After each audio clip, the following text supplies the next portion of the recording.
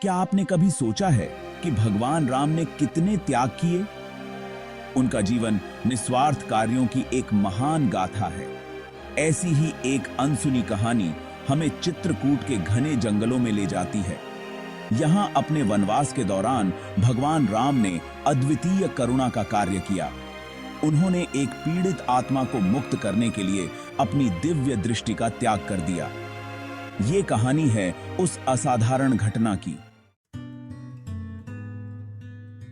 चित्रकूट अनेक पहाड़ियों की भूमि, शांत सुंदरता का एक दृश्य थी।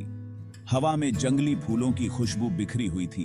हरे भरे परिदृश्य से होकर क्रिस्टल की तरह साफ नदियां बहती थीं। यहाँ घने पत्तों और चहचहाते पक्षियों के बीच भगवान राम, सीता और लक्ष्मण को अपने वनवास के दौरान सांत्वना मिली। हर दिन शांत ध्यान और प्रकृति के साथ एकाकार में बीतता था। उन्हें क्या पता था कि भाग्य ने उनके लिए एक गंभीर परीक्षा रखी है। एक दिन अपनी दैनिक भ्रमण के दौरान राम के कानों में एक अजीब सी आवाज आई। यह आवाज इतनी विचित्र थी कि राम को रुकना पड़ा और ध्यान से सुनना पड़ा। यह एक धीमी रोने की आवाज थी जो दर्द और लालसा से भरी हुई थी। राम ने अपने चारों ओर देखा, लेकिन कुछ भी असामान्य नहीं दिखा। यह एक विशाल गांठदार पेड़ से निकलती हुई प्रतीत हो रही थी, जिसकी शाखाएं पीड़ा में मुड़ी हुई थीं। राम ने सोचा कि यह पेड़ शायद किसी प्राचीन रहस्य को छुपा रहा है। उसकी शाखाएं इतनी मुड़ी हुई थीं कि ऐसा लगता था जैसे वे किसी अदृश्य बोझ को सहन कर रही हों। राम ने पेड़ के पास जाकर उसकी शाखाओं को छूने की कोशिश की। जैसे जैसे राम करीब आते गए, रोने की आवाज तेज होती गई। यह आवाज अब स्पष्ट रूप से एक विनती की तरह सुनाई दे रही थी। मेरी मदद करो, कृपया मुझे इस पीड़ा से मुक्त करो। यह आवाज इतनी दर्दनाक थी कि राम का दिल पिघल गया। पेड़ से एक पारदर्शी आकृति निकली। यह आकृति धीरे धीरे स्पष्ट होती गई और राम ने देखा कि यह एक ऋषि की आत्मा थी। यह एक ऋषि की आत्मा थी जो वर्षों से पेड़ की सीमाओं में फंसी हुई थी। उसकी आंखों में दर्द और निराशा साफ झलक रही थी। जब तक कि कोई दिव्य आत्मा स्वेच्छा से मुझे मुक्त करने के लिए अपनी दृष्टि का त्याग न कर दे। राम ने सोचा कि क्या वह इस आत्मा की मदद कर सकता है और उसे इस श्राप से मुक्त कर सकता है। उसकी आंखों में करुणा और साहस की चमक थी। राम के सामने एक कठिन चुनाव था। ऋषि की प्रार्थना ने उन्हें बहुत भावुक कर दिया। फिर भी वह अपनी पत्नी और भाई के रक्षक थे। बिना दृष्टि के वे अपना कर्तव्य कैसे पूरा कर सकते थे? अंधेरे में जीने का विचार मुझे बहुत भारी पड़ता है, पर मैं अपने धर्म से पीछे नहीं हट सकता। भारी मन से उन्होंने अंतिम त्याग करने का संकल्प लिया। वे जानते थे कि सच्ची करुणा असाधारण कार्यों की मांग करती है। जैसे ही राम अपनी आंखें बंद करके अपनी दृष्टि अर्पित करने के लिए तैयार हुए, जंगल में सन्नाटा छा गया। यह सन्नाटा एक गहरे ध्यान की स्थिति को दर्शाता था, मानो प्रकृति भी इस पवित्र क्षण का सम्मान कर रही हो। हवा भी मानो अपनी सांस रोककर खड़ी हो गई हो। हर पत्ता, हर शाखा, सब कुछ स्थिर हो गया था, जैसे कि समय ने भी अपनी गति को रोक दिया हो। एक मौन प्रार्थना के साथ राम ने अपनी आंखों से निकलने वाले प्रकाश को पेड़ पर डाल दिया।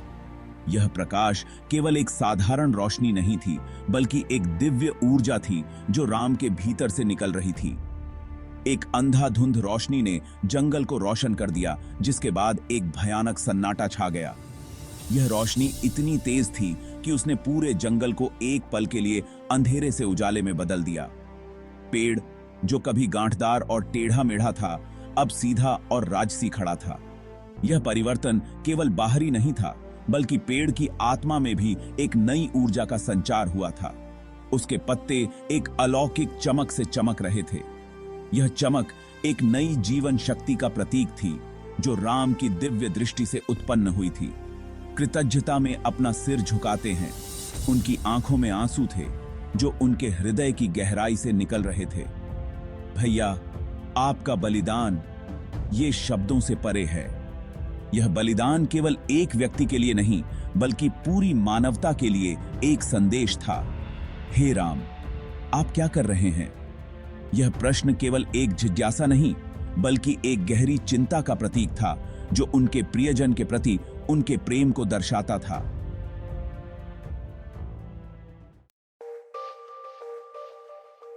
जिस स्थान पर राम के दिव्य आंसू गिरे, वहां एक झरना फूट पड़ा। उसका जल क्रिस्टल की तरह निर्मल था, जो उनके बलिदान की शक्ति से भरपूर था। नेत्र तीर्थ नाम का यह झरना एक पवित्र तीर्थ स्थल बन गया। जो कोई भी इस जल में स्नान करेगा, वह सभी नेत्र रोगों से मुक्त हो जाएगा। राम के बलिदान ने इस स्थान को अनंत काल के लिए धन्य कर दिया है।